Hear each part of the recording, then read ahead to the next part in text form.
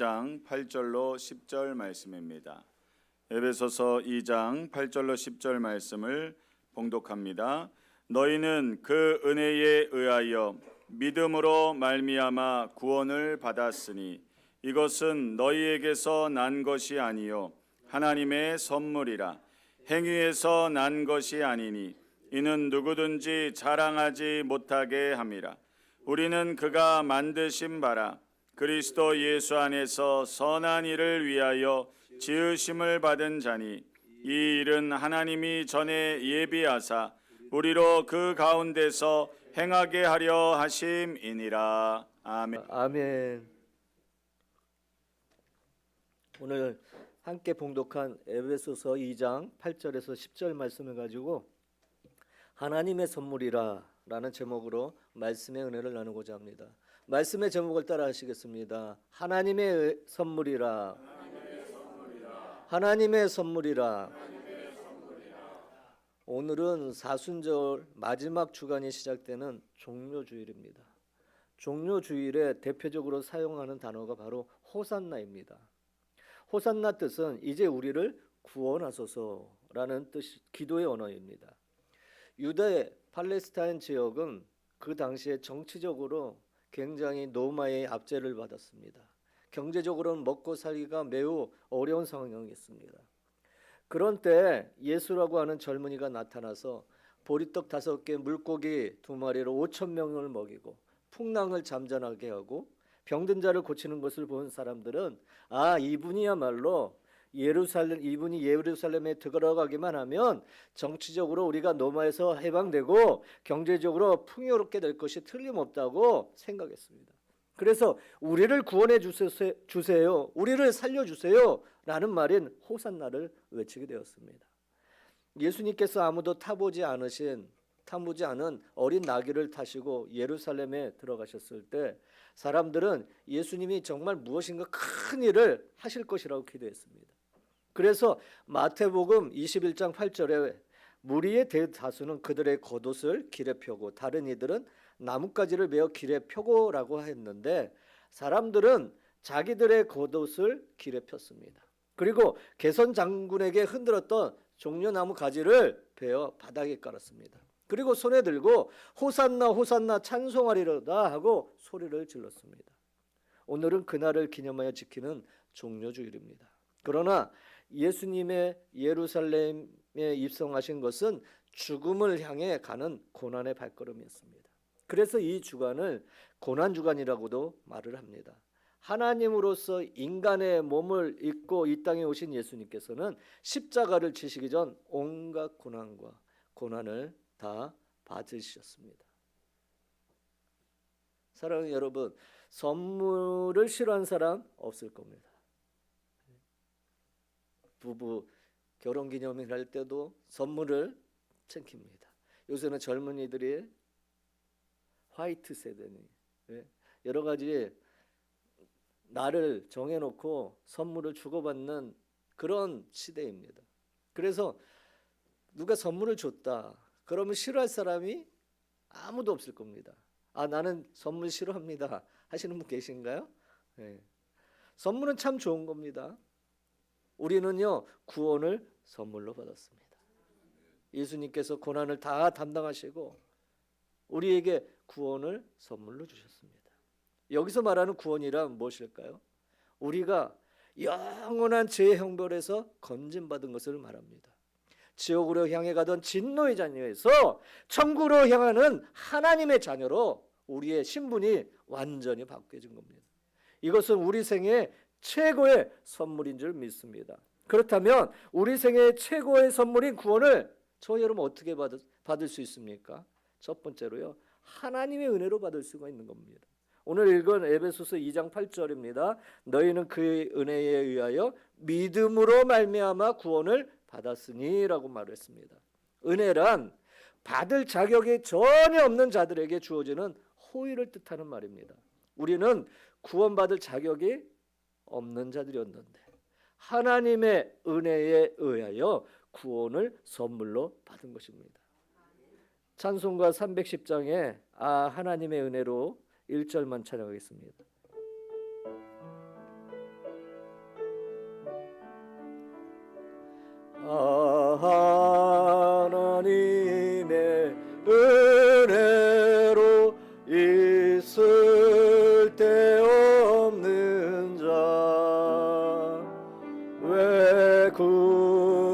어찌하여 주는지 난 알 수 없도다. 내가 믿고 또 의지함은 내 모든 형편 아시는 주리 늘 보호해 주실 것을 나는 확실히 아네. 아멘. 그러면 왜 하나님은 우리에게 이런 구원의 은혜를 주셨을까요? 성경은 하나님의 사랑 때문이라고 분명히 말씀합니다. 죄인된 인생을 불쌍히 여기신 하나님의 사랑이 우리에게 은혜를 베풀어서 구원을 선물로 주시게 되었다는 거예요. 사도 바울은 로마서 5장 8절에 이렇게 얘기합니다. 우리가 아직 죄인 되었을 때 그리스도께서 우리를 위하여 죽으심으로 하나님께서 우리에 대한 자기 사랑을 확증하셨느니라. 우리의 죄를 용서하시기 위해서 십자가 위에서 예수님께서 하신 일은 우리를 위해 대신 죽으신 것입니다. 우리를 사랑하셨기 때문에. 하나님께서 이 세상을 얼마나 사랑하셨을까요? 그 아들을 내주실 정도로 이 세상을 사랑하신 줄 믿습니다. 그 사랑 때문에 우리가 구원을 선물로 받은 것입니다. 우리는 그 크신 하나님의 사랑을 절대로 잊어서는 안 될 것입니다. 찬송가 304장 그 크신 하나님의 사랑 1절 찬양하겠습니다. 크신 하나님의 사랑 말로 다 영영 못하네. 저 높고 높은 별을 넘고 이 낮고 낮은 땅 위에 죄범한 영혼 구하려 그 아들 보내사 화목제물 삼으시고 죄 용서하셨네. 하나님 크신 사랑을 증명다 못하네. 영원히 변치 않는 사랑 성도여 찬양하세. 아멘. 우리가 두 번째로 하나님께서 우리 인생에게 은혜를 내리시는 구원의 선물은요, 믿음으로 받을 수가 있습니다. 성경은 분명히 믿음으로 받는다고 우리에게 말씀하고 있습니다. 에베소서 2장 8절에 너희는 그 은혜에 의하여 믿음으로 말미암아 구원을 받았으니라고 말씀했습니다. 더 정확하게 말하면 믿음을 통해서 구원을 받은 것입니다. 행위로는 구원을 받을 수가 없습니다. 9절 보겠습니다. 행위에서 난 것이 아니니 이는 누구든지 자랑하지 못하게 함이리라. 아, 저 사람은 착해요. 저 사람은 헌신을 많이 했어요. 저 사람은 사회봉사 많이 했어요. 많이 했어요. 그래도 구원을 받을 수가 없다는 겁니다. 우리 생애 최고의 선물인 구원은 오직 믿음으로만 이루어지는 겁니다. 우리는 우리 생애 최고의 선물인 구원을 선물로 받았습니다. 그러면 우리가 우리 생애 최고의 선물을 받은 자로서 어떤 삶을 살아야 됩니까? 10절입니다. 우리는 그가 만드신 바라 그리스도 예수 안에서 선한 일을 위하여 지으심을 받은 자니. 우리는요, 누구를 위해서? 주님을 위해서 살아야 합니다. 마가복음 15장에 보니 예수님이 십자가를 지시는 장면이 나옵니다. 군병들이 예수님을 희롱한 후에 십자가에 못 박아 끌고 가려고 나갑니다. 죄도 짓지 않으신 예수님이 잔인한 십자가의 형을 언도를 받습니다. 십자가의 형을 언도받은 사람은요, 자신이 못 박힐 십자가 나무를 지고 형장까지 가야만 합니다. 그렇게 가는 중에 예수님은 체력의 한계로 더 이상 진행하지 못합니다. 예수님인 십자가를 지고 가시다가 모두 14번이나 쓰러지셨습니다. 그리고 멈추셨어요. 첫 번째는 예수님의 사형 선고를 받은 빌라도의 법정이고요. 두 번째는 예수님께서 친히 십자가를 지신 곳이고, 세 번째는 십자가를 지신 예수님이 처음 쓰러지신 곳입니다. 네 번째는 십자가를 지신 예수님이 어머니 마리아를 만난 곳이고요. 다섯 번째는 구레네 사람 시몬이 예수님 십자가를 대신 진 곳입니다. 여섯 번째는 여인이 예수님의 얼굴을 닦아준 곳이고요. 일곱 번째는 십자가를 지신 예수님이 두 번째 쓰러지신 곳이고, 여덟 번째는 예수님이 예루살렘 여인을 만나 말씀하신 곳이고, 아홉 번째는 십자가를 지신 예수님이 세 번째 쓰러진 곳이고, 열 번째부터 14번째까지는 골고다에 세워진 성모교회 내부에 있는 곳인데, 열 번째는 예수님의 옷을 벗긴 곳이고, 11번째는 예수님의 손과 발에 못을 박은 곳이고요. 12번째는 예수님을 매단 십자가가 서 있는 곳이고, 13번째는 십자가에서 내려주신 예수님의 장례를 준비한 곳, 14번째는 예수님께서 묻히신 무덤. 지금 성지에는 이렇게 멈춘 곳마다 14개의 정류소로 교회를 세워놓았다고 얘기를 합니다. 여러분, 십자가형은 가장 잔인한 사형법입니다. 그 고통의 말로 할 수 없습니다. 그래서 로마 시민에게는 이 형벌을 주지 않습니다. 노예나 반란자, 극악한 죄인, 강도 같은 사람들에게만 적용되는 것이 십자가 형벌입니다. 예수님은 인간이 당할 수 있는 최악의 형벌을 우리 죄인들을 대신해서 당하신 것입니다. 그런데 이렇게 십자가를 지고 가시던 예수님이 체력의 한계로 더 이상 전진하지 못하고 쓰러지십니다.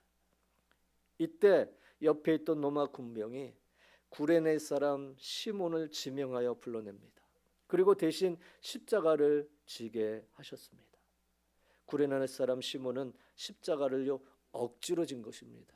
자기가 자진해서 진 것이 아닙니다. 그런데 이 억지로 진 십자가 때문에 이 가정은 정말 믿음의 복을 받습니다. 그의 가족이 전부 구원을 받습니다. 시몬은 한 가정의 구원의 복을 가져온 것입니다. 그러므로 우리는요 억지로라도 하기 싫어도 주의를 감당해야 될 줄 믿습니다. 첫 번째로 우리가 주의를 성수하고 예배 드리는 일은 억지로라도 해야 된다는 겁니다. 사탄 마귀는 그리스도인이 교회에 나가고 예배 드리는 일을 몹시 싫어합니다. 그리고 방해를 합니다. 그래서 기분 내킬 때만 교회에 나오고 예배 드린다면 100이면 100 다 마귀에게 속아 넘어가고 결국은 타락하고 말 것입니다. 그러므로 우리는요 억지로라도 나와서 예배할 때 하나님이 은혜를 베풀어 주시는 겁니다.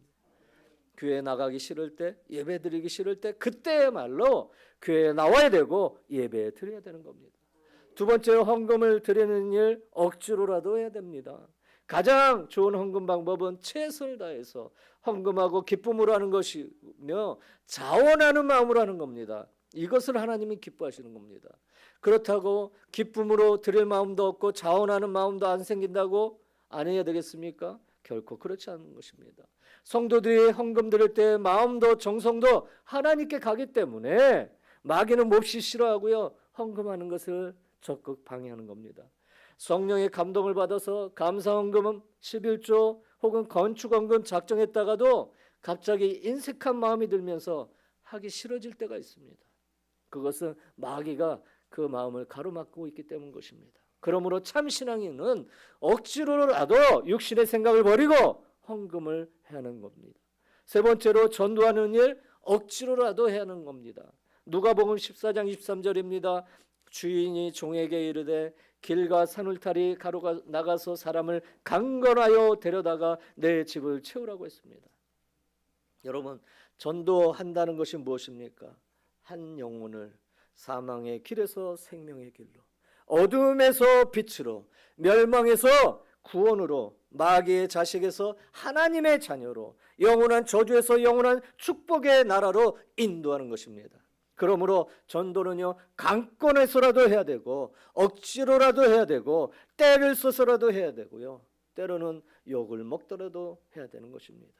네 번째로요 봉사하는 일 억지로라도 해야 되는 겁니다. 교회를 위해서 헌신하는 것 억지로라도 몸이 피곤해도 해야 되는 거예요. 1700년도에 중엽에 영국의 한 노예 상인이 살았습니다. 그는 아프리카 흑인들을 노예로 파는 것이 그의 직업이었습니다. 그는 노예를 인간 취급도 안 하고요, 경멸하던 사람이었어요. 자기가 기분이 나쁘다고 노예를 상어의 밥으로 던져주었습니다. 술 마시다가도 노예를 상어의 밥으로 던져버렸습니다. 그러던 그가 어느 날 성경을 우연히 읽다가 자기가 노예라는 것을 깨달았습니다. 죄의 노예가 되어 죄에 끌려다니던 인생을 살고 있었던 것을, 자신의 모습을 발견하게 되고, 십자가에서 자신의 죄를 대신 짊어지시고 피 흘려 돌아가신 예수님을 깨닫고 그 예수님을 자신의 구주로 영접합니다. 비로소 자기가 용서받고 자유해진 영혼의 간격을 시로 옮긴 것이 우리가 잘 알고 있는 어메이징 그레이스, 나 같은 죄인 살리신 305장입니다. 우리 찬송가 305장 나 같은 죄인 살리신 1절만 찬양하겠습니다.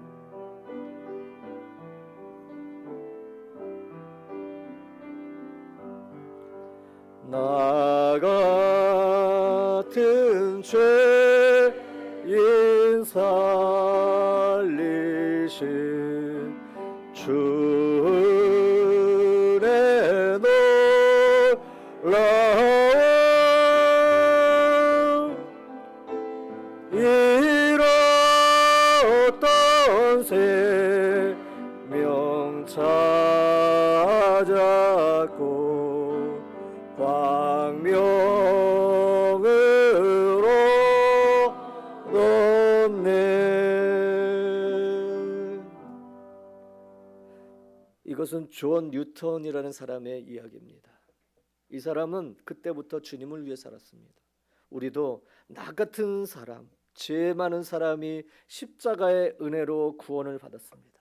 그러므로 우리는 억지로라도, 아니 감사함으로 주님을 위한 삶을 살아야 될 줄로 믿습니다. 이솝 우화에 이런 이야기가 있습니다. 어느 부자가 이제 딸의 결혼식을 준비하려고 했습니다. 집에 기르는 모든 동물들을 모아서 회의를 소집했습니다. 주인은 동물들에게 맛있는 음식을 만들어서 마을 사람들을 대접하려고 하는데 여러분의 생각이 어떠냐고 물었습니다. 그러자 동물들이 일제히 찬성이라고 얘기했습니다. 그러면서 주인이 거위를 보면서 얘기를 했습니다. 그래, 아무래도 거위 요리가 좋겠다라고 얘기를 했습니다. 그러니까 거위가 얼굴이 파랗게 질려서, 주인님, 저는 주인님에게 커다란 알을 낳아주지 않습니까? 저 암탉을 잡으시죠? 라고 했습니다. 그러자 옆에서 그 소리를 듣고 있던 암탉이 손을 막 저으면서 얘기합니다. 저는 매일매일 꼬꼬댁하면서 아침을 알려주잖아요. 저 양을 잡으시죠? 얘기했습니다. 양이 자리에서 벌떡 일어서서 이야기합니다. 주인님, 저는요 따뜻한 털을 제공해 주지 않습니까? 말고기가 어떻습니까? 그러자 말이 소를 가리킵니다. 주인님, 여행 가실 때 누가 태워줍니까? 암소고기가 최고죠 라고 얘기했습니다. 그러자 이번에 소가 고함을 칩니다. 주인님, 나처럼 열심히 농사를 지어주는 동물이 어디 있습니까? 라고 항의를 합니다. 동물들은 먹고 마시고 즐기는 잔치에는 동의했습니다. 그렇지만 결국 아무도 자신을 희생하지 않으려고 했다는 이야기입니다. 사랑하는 우리 은평의 성도 여러분, 우리는 어떻습니까? 우리도 이솝 우화의 동물들처럼 우리 자신은 희생하지 않으면서 남의 희생만을 원하고 있지는 않습니까? 하나님께 드리지 않은 채 하나님께 달라고만 요구만 하고 있지는 않습니까? 우리는 우리 생의 최고의 선물인 구원을 하나님의 선물로 받았습니다. 그렇다면 구원받은 그 선물을 가지고 우리도 정말 하나님을 위해서 성도의 삶을 살아야 될 줄 믿습니다. 이제 우리는 다음 주에 태신자 작정을 합니다. 여러분, 전도도 억지로라도 해야 됩니다. 그래야 하나님이 기뻐하시는 성도의 삶을 살게 될 줄로 믿습니다. 우리 모두 다 그 주신 구원의 은혜에 감사하며 날마다 주님을 위한 삶을 사는 성도가 다 되시기를 예수님의 이름으로 축원합니다. 축원합니다. 기도합니다. 거룩하시고 영광스러운 아버지 하나님, 우리는 하나님이 우리에게 베풀어 주신 그 크신 은혜, 구원의 선물을 생각할 때 가슴이 벅차서 말을 다할 수가 없습니다. 하나님 아버지, 우리는 행한 것이 아무것도 없습니다. 이 행위는 오직 죄 지은 것밖에는 아무것도 없습니다. 그러나 하나님이 우리를 나무라지 아니하시고 버려두지 아니하시고 택하여 주셔서 용서와 사랑과 구원의 은혜와 선물을 주신 것을 감사합니다. 오늘 누구든지 주 이름을 부르는 자는 구원을 얻습니다.